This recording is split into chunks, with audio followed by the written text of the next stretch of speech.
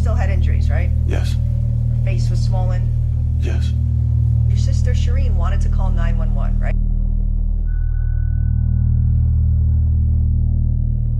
I'm Demi Thorne, and this is Darkly Retold. Police were called to Ana Abulaban's apartment 9 times in the months before she was killed. Nobody was ever arrested. Detective Sergeant Christopher Leahy gave that number under oath at a preliminary hearing in January 2022. Sworn testimony put it plainly. 9 prior calls for service to the couple's apartment since July of 2021, and no arrest in connection with any of them. 9 calls, no arrest? That number almost never gets said out loud. There is a 44-minute network documentary about this case. It interviews the same detective. It mentions 1 call, not 9. So before we go any further, understand what this film is about, what was written down, and what happened next. Ana Abulaban was 28 years old. Born in the Philippines, she met her husband while he was stationed in Okinawa and moved to San Diego in February of 2021 to be near her friends. Rayburn Cardenas Barron was 29. He was her friend. On the afternoon of October 21st, 2021, they were sitting on a couch, fully clothed, talking. Both of them were killed in that apartment, and Ana's husband was convicted of both murders. Under the name JinnKid, he built a following of 1 million on TikTok, performing Tony Montana and other film characters. Ana also appeared in posts that presented their relationship as playful and drama-free. Online, the marriage became part of the act. The court file is a very different document.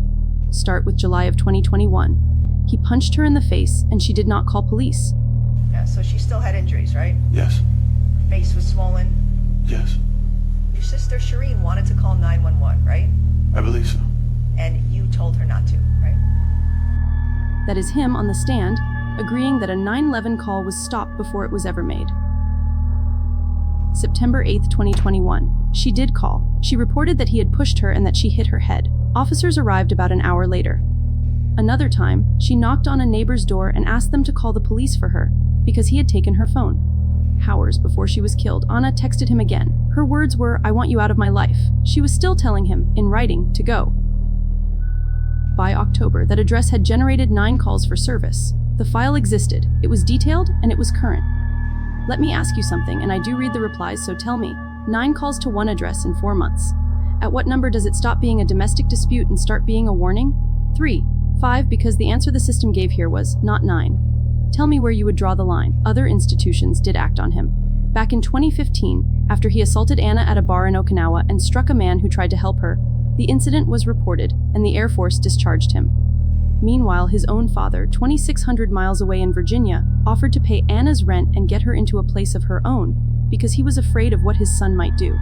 Days before the killings, they agreed that he would move out and that he would hand every electronic keycard back to the building's management. He told Ana he had. Instead, he had one of them copied. Nearly everyone close enough to see the pattern acted on it. The military acted, his father acted, Ana acted 9 times. The one institution holding the power to arrest him did not. Lawyers for the defense called the defendant's mother to the stand. She testified that Ana never went through with pushing for her husband's arrest or with getting a restraining order. Consider what that argument asks you to accept. That the reason nobody was arrested is that the woman who kept calling did not ask hard enough. So I went and read the law. In California, a police officer does not need the victim's permission. Penal Code Section 836 says an officer may arrest without a warrant for domestic assault or battery on probable cause. The victim's request is not part of the test. Section 13,701 says every department's written policy shall encourage the arrest of domestic violence offenders where there is probable cause, and that officers shall make reasonable efforts to identify the dominant aggressor. She was never required to ask. That was never her job. 2 sections of the California Penal Code, and neither one mentions what the victim wanted. Something else sits inside this record, and it is the hardest part of the whole case. Officers reached the apartment on October 21st without knowing who they were looking for. Dispatch ran the address and found the earlier domestic violence call. That older report carried a license plate. The plate gave them his Jeep. The Jeep is how they found him. Every part of that record was accurate and useful, and it worked. The first time anyone used it was to catch him afterwards. Ana Abulaban was convicted on May 29, 2024, of 2 counts of first-degree murder with special circumstances after a 16-day trial. On September 6th, he was sentenced to 2 terms of life without parole, plus 50 years to life.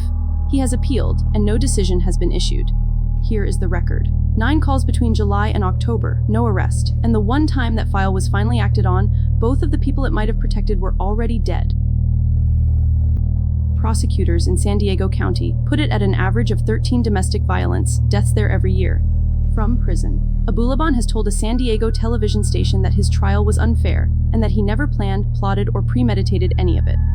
Jurors heard that argument in 2024 and rejected it in every count. Behind the claim sits a record he has never disputed: 9 calls and no arrest. Maybe this is the first time you have heard the number 9. That is the whole reason this channel exists. We read the file, not the coverage. Subscribe and you will get the next one. And if you know a case where the paperwork says something nobody reported, put it in the comments, because that is genuinely where we find these.